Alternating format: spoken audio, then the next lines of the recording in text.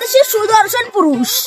আমাকে পুরস্কার দেওয়া বাদ দিয়ে কোনকার সম্রাটেক দেয়।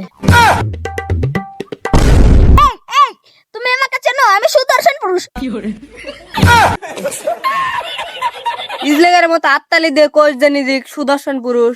তুই যদি সুদর্শন পুরুষ হইস আমি কোন চ্যাটের বাল রে? এই, তুমি কি জানো আমি সুদর্শন পুরুষের নোবেল পেয়েছি, নোবেল। नहीं হ্যাঁ তুই আমার চ্যাটের বাল জানেন থে কোন পাগল ছাগল আইছিল কয় সুদর্শন পুরুষ।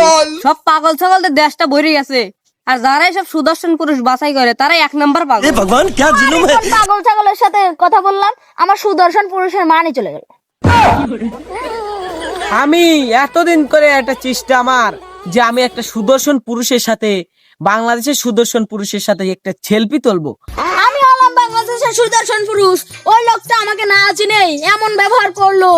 ওরকম ব্যবহার তো একটা কুকুরের সাথে করে না, আমার সাথে যেরকম করলো। কি এখানে সুদর্শন পুরুষ? আচ্ছা যাই আমি শুনে আসি।